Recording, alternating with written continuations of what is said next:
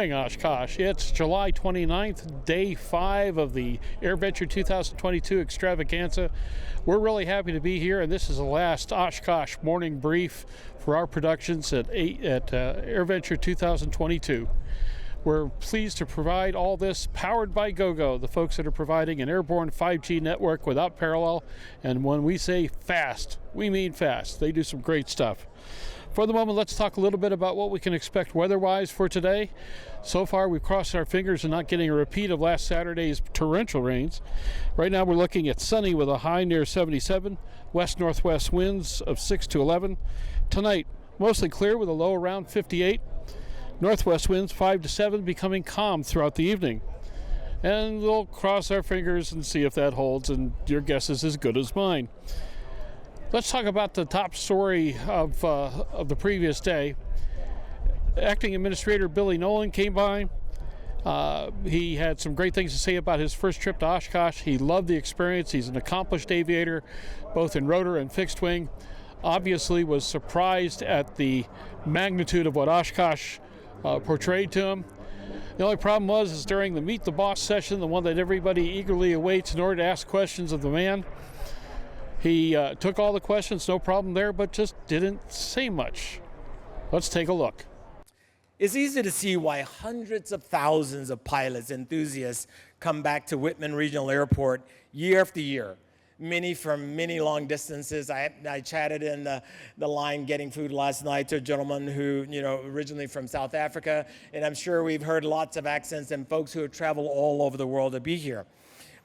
I want to thank Jack and the EAA team and everyone else I've met along the way for treating the FAA crew and me like we are family here. And I can tell you we have 244 FAA folks, both here in the audience with some of our senior leadership team, 120 plus air traffic controllers, another 110 plus who've been in supporting roles here. So my hat's off to every one of our FAA members who are here this week as well. My goal for the agency, for as long as I'm in the role, is around what I call 4 things: structure, process, discipline, and accountability. I'm a high energy guy. Now, what I will say, our tempo will always be dictated by safety, but that doesn't mean that our energy can't match the level of the industry. So what you are seeing from our team is a high level of energy, and we will be very much engaged, and we really are committed to getting these things done. The other big topic, this has been going on for a couple of years, and we're getting close to the finish line, is MOSAIC, yes. Which for the acronym index of acronyms at the FAA, this one is modernization of special airworthiness certificates. Right. And the big piece of why that one is so important to us is that it's expanding the LSA category. That's right. To include a lot of airplanes that are already out there that are well proven, got great safety and track records.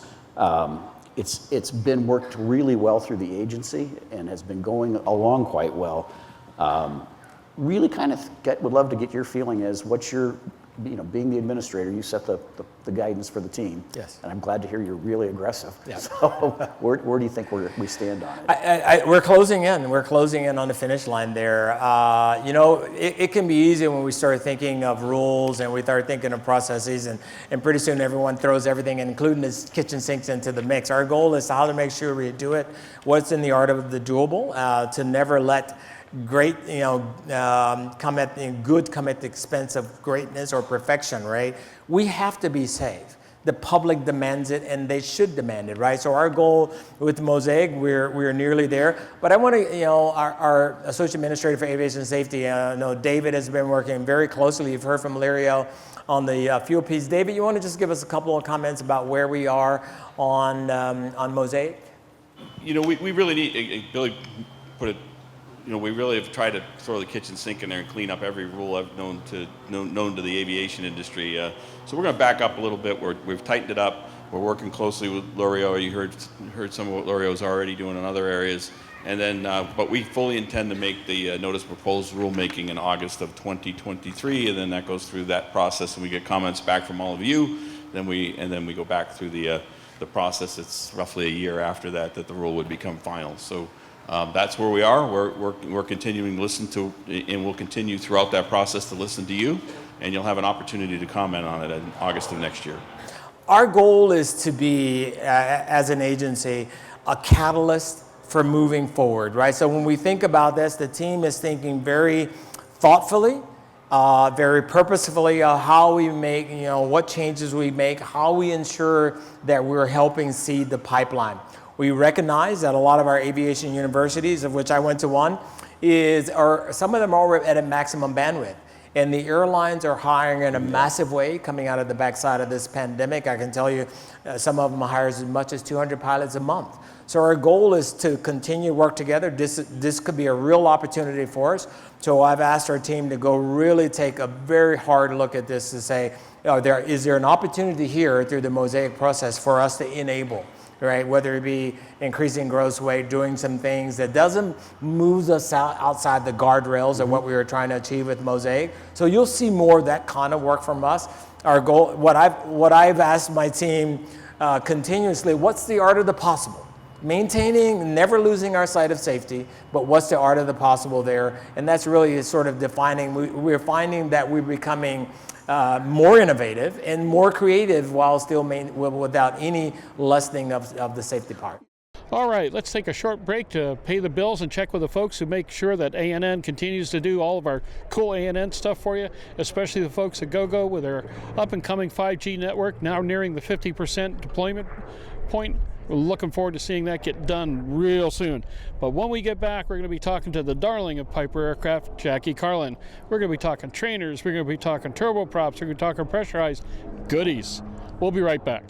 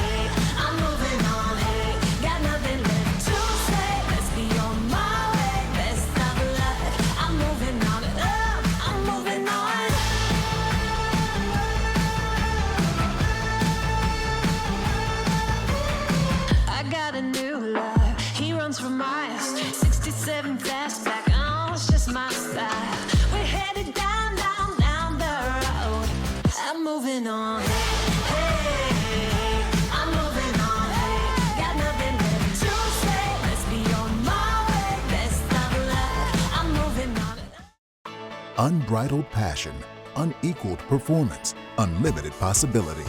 Hartzell Aviation, you are cleared for takeoff. Introducing Hartzell Aviation, leading general aviation companies united by the Hartzell guiding principle of built on honor, a commitment to uphold the highest standards in quality, performance, and support.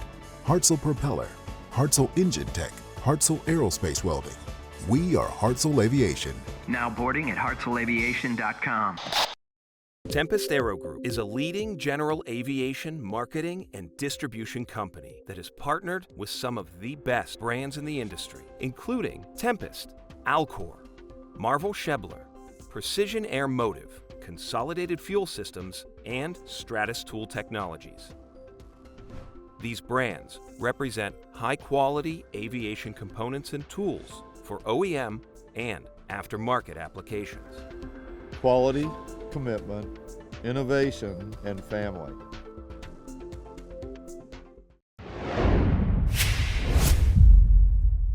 Welcome to Vertifly. We create high-end flight controls, premium flight panels, and affordable certified flight simulators. From the user at home, the enthusiast, up to the most professional flight schools and anyone in between. Check out our complete portfolio from the Yoko to Yo up to turnkey personalized solutions here on the website, and contact us for any further information. Well, I'd like to introduce you to the darling of Piper Aircraft. Jackie, Carlon. Jackie, it's much nicer these days when you're not mad at me. That's right. You're so right, Jim. But then again, knowing me, it's only a matter of time. Yeah, and me too. I'll do something to mess it up too. Aviation, you know how it goes. It's the beauty of this relationship. Jackie, so much is happening for Piper right now. You guys have not only taken the Meridian series into the 500 and 600 generation and fine-tune those airplanes, but what you're doing with trainers right now is stunning. And on top of it, as I understand it, you're sold out till like man lands on Mars or something. Yeah. Tell me about what's happening first with the trainer program. Yeah, so there's actually quite a bit going on. As I mentioned, or you kind of alluded to, we have the Pilot 100, which is our value price trainer. So it's, fundamentally it's an Archer, right? It's a PA-28-180. It's got the Lycoming engine, but we've made some changes to it to get the price point down. And of course, we did that for flight schools that really felt that a brand new Archer with G1000 NXI was out of reach. So we really wanted to provide access to new aircraft and the warranties that come with them to Part 61 schools and some of the smaller schools. And of course, it's been incredibly successful. Those aircraft, as you mentioned, are sold out pretty much through till 2024 into like the second half of 2024. And of course, the Archer TX is continuing to do great. And of course, beyond that, we have the Archer DX, which is our diesel engine, Jet A powered trainer. But now we announced at this event what we're kind of affectionately calling the E-Archer, but I'm not really sure what name's going to stick just yet. But that's a partnership that we've developed between Piper Aircraft and CAE on an STC for an electric Archer. And exactly what that's going to look like and what the performance is going to be, we don't know just yet, but CAE is taking the lead on that initiative, and we're going to partner with them on the engineering support to develop this electric powered aircraft. And then what's really beautiful is it'll be an STC. So for flight schools that have an aircraft in the market, if they ultimately want to go down that path of stepping away from the 100 low lead and not going with like a MOGAS option, they could pursue this electric STC. And let's face it, CAE knows flight training, and as I understand it, they've dedicated themselves to replacing a good deal of their training fleet with the E-Archer. That's exactly right. It's a pretty aggressive plan. Once they get this STC completed and approved, they then plan to transition their fleet over roughly a 3-year period. So it's pretty aggressive. It is indeed. Also on the trainer market, the one thing that's really tough to find right now are good modern twins. We've got people who now have to go out and get to the 1500 golden hour mark. They're moving as fast as they can. The training market is either filled with non-standard twins or the Seminole. Yeah, exactly. We continue to build the Seminole, and it's doing really well. It's just a consistent, tried and true aircraft, all metal airframe. It's designed to withstand the rigors of training, those hard landings that happen inevitably. The aircraft just really holds up beautifully, and it handles beautifully for training. And of course, when you couple that with the Archer, that standardized avionics package, the G1000 NXI, it's really a seamless kind of fleet scenario for flight schools. Let's talk big bucks. Let's talk the big toys. M500, M600, especially now with auto landing capabilities and so forth. This is the pinnacle of the private personal airliner. It really is. And with the whole M-Class product line, whether it be the 500, which is really one of the lowest price point single engine turboprops on the market, then of course bookended with the M600, as you mentioned, the Autoland, that whole Halo safety system has really given that aircraft a boost in the marketplace. And the fact that it's about $1.5 million cheaper than its closest competitor, it really does beautifully. So the demand is really high. We've got low, used inventory in the marketplace. I think right now it's like 3%. There's really nothing in dealer inventory, which is good and bad, because we really want to have an environment where people still can buy aircraft and get access to them. So next year they've built a pretty healthy schedule where we're building just below demand, but enough where people could still order an M600 in 2023 and get that aircraft. Well, that's the way things are going. I'm not quite sure that's going to stand. Well, yeah, that's completely possible. It's completely possible. But here we are in August 2022. So hopefully, as we kind of go into the next few months, there's still bonus depreciation. So now's the time to kind of take advantage of that. Yeah, it may work, but I'm not quite there yet. I keep trying. I'm saving my pennies. One of these days, we'll see. Yes, and you know the right people. So, and you know where we are. You're only up the road from us. There you go. What's next for Piper? So what's next? Well, Well, they're always working on various initiatives and always investing in the existing product line. So we do have the things that are publicly known. We have a new system release software update for the M600 that we've been working with Garmin on. That provides a lot of enhanced features, things like 3D taxiing, so you can kind of see the whole aircraft as you're taxiing around in and especially it works beautifully in even complex airports. So I think that's going to be a great advantage. Also, there's a new database management system. There's some enhancements to some of the connectivity. So I think there'll be some great which no one's really talking about just yet. But I think when we get to that point about MBAA, there'll be some really cool enhanced features that I think the market's really going to love. And what's great is that System Release 7 can be installed in some of our fielded aircraft now. So it's not like you have to buy a new aircraft to get that update. We also have unpaved field coming, which we have a lot of aircraft in Central and South America. The unpaved field's a big deal. They need that access, to runways that are, especially the Brazilians, they've got a lot of them have ranches and places that are a little bit further away from main cities. So having unpaved fields great. And then beyond that, we also have added the minimum equipment list. So if you want to put your aircraft in a 135, you now can do that. So it's all about flexibility and enhancing the capability and operational capability of the aircraft. So I think that's really working well for our customers. And finally, what was your experience here at Oshkosh 2022? Oh, this has been probably one of my favorite Oshkoshes, and maybe it's because, last year was kind of Oshkosh Light, and then of course we didn't have Oshkosh before that. But I think what I'm finding as a vendor here, people are happy to be here. People are just pleasant and excited and just, so supportive of aviation, which is important to every single vendor that's here, right? Because without customers, none of us exist. I think the weather has been spectacular. I mean, how lucky are we to have such a beautiful weather this week? And I think we're just finding kind of a re-energized market and population and a group of enthusiasts as well. Jackie Carlon, the darling of Piper Aircraft. We thank you for spending time with us on the Oshkosh Morning Brief, our last one for the week.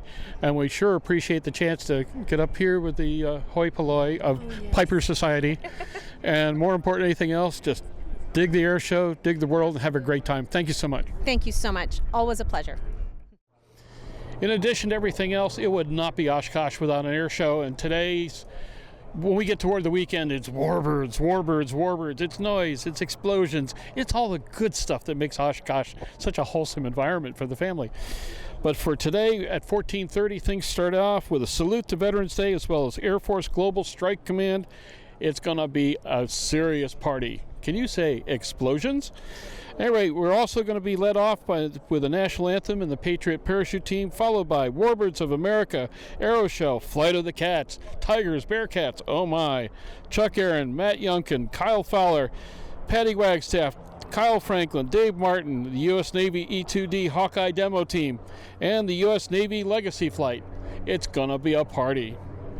Obviously, when you go to something like AirVenture, you expect to see news, and we saw a lot of it. Our crews were as busy as they've ever been, whether it be written, audio, video, you name it. We kept the video crews busier than you know what. The editorial crews just writing their little brains out, tapping away on their computers. But this week we had some really interesting stuff toward the end of the week, and beyond the FAA Administrator's visit, we got the latest from King Schools and their future. As you know, Barry Canoodle is in the process of taking over for John and Martha King, and talk about following a tough act. And then, of course, there are the plans for the DJ Squadron's trip to Europe in 2024. Boy, I wish they had room for me. I'll even take a right seat for that one. Seriously, you call me. I'm ready to fly. Above and beyond that, keep an eye on Aero-News, aero-news.net. We've got all the news of Oshkosh, story upon story, video upon video, you name it, we got it. And more important than anything else, for those of you still out here, have a great day at Oshkosh. And for those of you who aren't, you blew it. You missed it. You should have been here. This is the last of our morning brief programs for 2022, powered by the great folks at Gogo. But we invite you to join us again for all of our news programming at NBAA coming up this fall, AEA, and Sun and Fun 2023 this spring, where you'll see not only morning brief, but some really great surprises. I promise you, you ain't seen nothing yet. For the Aero-News Network, Airborne, for our entire crews and the amazing people who do our video, do our editorial, and of course my wife who keeps me from being an idiot, we appreciate everything, and we will see you at Oshkosh next year.